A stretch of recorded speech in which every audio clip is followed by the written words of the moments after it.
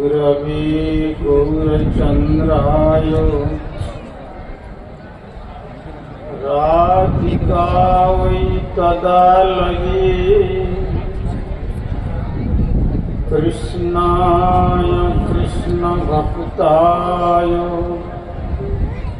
तद्भक्ताय नमो।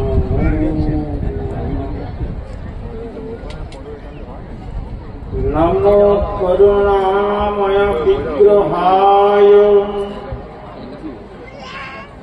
श्रीनित्यानंद स्वरूपिणे श्रीमद् भक्ति वल्लभ तीर्थ गोस्वामिने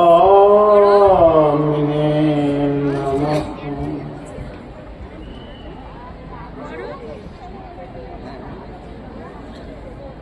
सर्वप्रथम परमार्चनीय विश्ववंदित आचार्य भास्कर प्राच्य एवं पाश्चात्य श्री चैतन्य महाप्रभुर प्रेमधर्मेर बाणीर निर्भीक प्रचारक प्रबल कलि युग पावनावतारी भुवन मंगल परम करुण श्रीमान महाप्रभुर अभिन्न श्री श्री नित्यानंद मूर्त प्रकाश मूर्ति जिनी जगद्गुरु जुगाचार्य श्रील प्रभुपाद भक्ति सिद्धांत सरस्वती गोस्वामी ठाकुरेर अनुकंपित जनर अन्यतम कृपा भाजन परमार्चनीय श्री गुरुपाद पद्म ओं विष्णुपाद परिव्राजकाचार्य वर्य त्रिदंडी स्वामी श्री श्रीमद् भक्ति कुमुद संत गोस्वामी ठाकुरेर रातुल चरणे संख्यातीत साष्टांग दंडवत प्रणति निवेदन करे तार अहैतुकी कृपा आशीर्वाद प्रार्थना करी। तदनंतर सपार्षद श्रील प्रभुपाद भक्ति सिद्धांत सरस्वती गोस्वामी ठाकुरेर श्रीचरण कमले अनुरूप दंडवत प्रणति जानिए तार कृपापात्र आमार अभिन्न श्री गुरुपाद पद्म श्री चैतन्य गौड़ीय मठेर प्राण पुरुष ओं विष्णुपाद श्री श्रीमद् भक्तिद्वैत माधव गोस्वामी ठाकुरेर पाद पद्मे दंडवत प्रणति जानिए तारी कृपार मूर्त विग्रह जार शतवर्ष आविर्भाव आलोके भारतवर्ष तथा भारत बहिर्भारते विभिन्न जायगाय এই অনুষ্ঠান অনুষ্ঠিত হতে চলেছে। মদীয় শিক্ষা গুরুপাদ পদ্ম শ্রী শ্রীমদ্ ভক্তি বল্লভ তীর্থ গোস্বামী ঠাকুরের পাদ পদ্মে দণ্ডবত প্রণতি নিবেদন করি। আর যে কথা না বললে নয়, শ্রীল মহারাজের কৃপার মূর্ত বিগ্রহ বর্তমান শ্রী চৈতন্য গৌড়ীয় মঠের আচার্যদেব শ্রীল ভক্তি বিচার বিষ্ণু গোস্বামী মহারাজ এবং তার সহকারী শ্রীধাম মায়াপুর শ্রী চৈতন্য গৌড়ীয় মঠের মঠরক্ষক শ্রীপাদ নারায়ণ মহারাজ, তাদেরকে আমি অশেষ রূপে দণ্ডবত সঙ্গে সঙ্গে ধন্যবাদ জানাই যে আজ মানুষকে তীর্থ দর্শন করতে যেতে হয়, কিন্তু তারা কৃপা করে ভারতবর্ষের সমস্ত তীর্থকে আজ এই উলুবেড়িয়া গ্রামে উপস্থিত করেছে।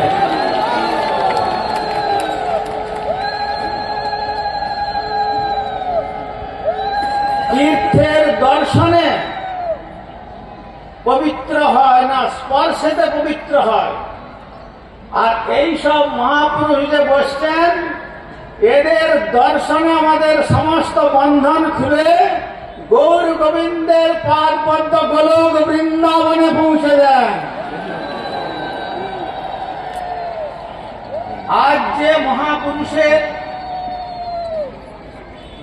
জন্ম শতাব্দী সমারোহ মহোৎসব, সেই মহোৎসবের এই মহাপুরুষের আবির্ভাব স্থানে আমাকে শ্রীপাদ নারায়ণ মহারাজ আজি অনেক অনুরোধ করে এই বৃদ্ধাবস্থাতে আমাকে নিয়ে গিয়েছিলেন, কিন্তু সেখানে যে পরিমাণ লোক সমাগম হয়েছিল, শুধু তাই নয়, আমার এই 63 বৎসর কাল মঠ জীবনে আমি কোন বৈষ্ণবের আবির্ভাব তিরোভাব উৎসবে এত লোক একত্রিত সমাগম হয়েছে এ পর্যন্ত আমার দেখার সৌভাগ্য ঘটে নাই। তার কারণ হচ্ছে ইনার পিতৃদেব যখন সন্তান লাভ করতে পারেননি, পিতামাতা উভয়ে কামাখ্যা দেবী রূপী যোগমায়ের কাছে প্রার্থনা জানিয়েছিলেন যে আমাকে অন্তত একটি পুত্র দান করুন। তখন কামাখ্যা দেবী তাদের স্বপ্নে জানিয়েছিলেন, শুধু পুত্র দেব না, একজন বৈকুণ্ঠ পুরুষকে তোমাদের গর্ভেতে প্রকাশ করব, যার প্রভাবে আসমুদ্র হিমাচল নয়, সারা পৃথিবীর মানুষ যার গুণগান করে গৌর গোবিন্দের পার্বত্য গোলক বৃন্দাবন যাত্রা করতে পারবে।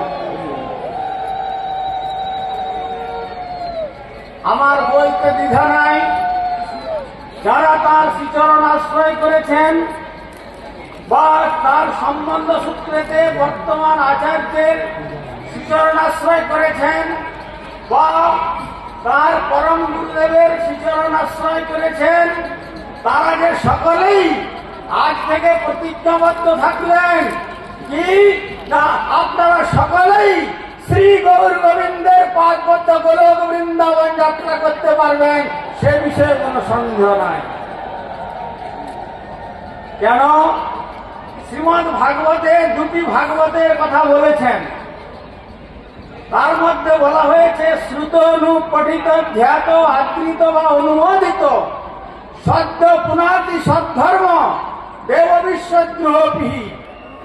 যদি এই মহাপুরুষের কথা কেউ শোনবার জন্য আকাঙ্ক্ষা করেন, কেউ মহাপুরুষের জীবনচরিত পাঠ করেন, কেউ আদর করেন, কেউ অনাদর করেন, কেউ বা আসবার জন্য চেষ্টা করেন, আসতে পারেননি, এবং সদ্য পুনাতি তারা সঙ্গে সঙ্গে পবিত্রতা লাভ করে, এমনকি তিনি যদি দেবদ্রোহী হন, বিশ্বদ্রোহী হন, সমস্ত ভগবান ক্ষমা করে তার চরণ কমলে স্থান দেবেন। আর কি বলবো, শ্রীল মহারাজের যে বৈষ্ণবতা, যে বৈষ্ণবতার তুলনা করা যায় না। আমাদের বৈখানস মহারাজজি বললেন, অজাত শত্রুব, তার কোন শত্রু ছিল না, আর তিনিও কারো শত্রু ছিলেন না, সকলেই বসুধৈব কুটুম্বকম, সেই সম্বন্ধ সূত্রে তিনি দর্শন করতেন, আর সকলকেই প্রায় আত্মী বলে তিনি সম্বোধন করতেন। আর একবার যখন আমাদের বেহালা মঠে মন্দির প্রতিষ্ঠা উৎসব হয়েছিল, সেই সময় উনার গুরুপাদ পদ্ম আমার অভিন্ন গুরুদেব শ্রীল ভক্তিদৈব মাধব গোস্বামী মহারাজ এবং শ্রীল ভক্তি বল্লভ তীর্থ গোস্বামী মহারাজ গিয়েছিলেন। বক্তৃতার শেষে আমার গুরু মহারাজ জিজ্ঞেস করলেন, মহারাজ আপনি তো শ্রী চৈতন্য মঠ থেকে এসে কোন ছোটখাটো জায়গাতে আপনি মন্দির করেননি, যেসব জায়গায় মন্দির করেছেন বিরাট বিরাট স্থানে, কলকাতার বুকে, হায়দ্রাবাদে, পুরুষোত্তম ধামে, কত জায়গায়, তো আপনার পরে কে এই মন্দির দেখাশোনা করবে? তখন তিনি বলেছিলেন যে আমি এমন একজনকে ঠিক করে যাচ্ছি, আমি যা প্রচার করতে পারি নাই তার থেকে শতগুণ অধিক প্রচার করে জীব জগৎকে আকর্ষণ করে শ্রী গৌর গোবিন্দের পাদপদ্মে পৌঁছে দেবে। কে তিনি? তখন কানে কানে আস্তে আস্তে বললেন, আমার স্নেহের ভক্তি বল্লভ তীর্থ মহারাজ। তখন আমার গুরু মহারাজ শুনে বলেছিলেন, মহারাজ আপনি যে কার্যটা করছেন অতি উত্তম, কিন্তু আপনার কার্য শুনে আমার এইমাত্র মনে হলো যে যেমন শ্রীকৃষ্ণের শতকোটি গোপী কৃষ্ণের সেবা করতেন, কিন্তু রাধারানীর সঙ্গে যেমন কারো তুলনা হয় না, তেমনি আপনার বহু শিষ্য সামন্ত সন্ন্যাসী ব্রহ্মচারী গৃহী বানপ্রস্থী থাকলেও ভক্তিবল্লভ তীর্থ গোস্বামী মহারাজের সঙ্গে কারো তুলনা করা যাবে না। আর শিল ভক্তিবল্লভ তীর্থ গোস্বামী মহারাজ তার যে বৈষ্ণবতা, তার বৈষ্ণবতা এক কথায় বলতে গেলে শ্রী চৈতন্য মহাপ্রভু যে তার শিক্ষাষ্টকের তৃতীয় শ্লোকে বলেছেন, তৃণাদপি শুনিচে না তরিব সহিষ্ণুনা অমানীনা মানবেনা কীর্তনীয় সদাহরি, এই শ্লোকের মূর্তিমন্ত রূপ যেন আমাদের শিল ভক্তিবল্লভ তীর্থ গোস্বামী মহারাজ ছিলেন।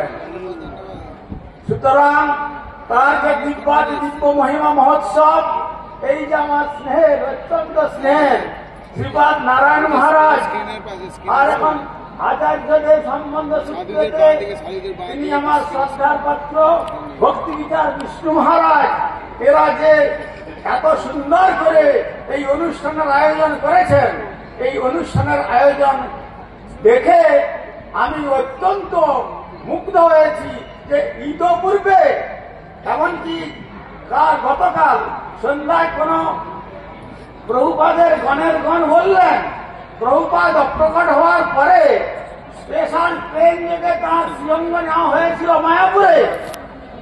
আবার তার নিবেদনগণ যারা ছিলেন তাদেরও অপ্রকট লীলা হয়েছে, শতবর্ষ উৎসব হয়েছে, কিন্তু শিল ভক্তিবল্লভ তীর্থ গোস্বামী মহারাজের মতো শতবর্ষ পূর্তি উৎসব গৌড়ীয় ইতিহাসে অদ্বিতীয় রূপ ধারণ করলো।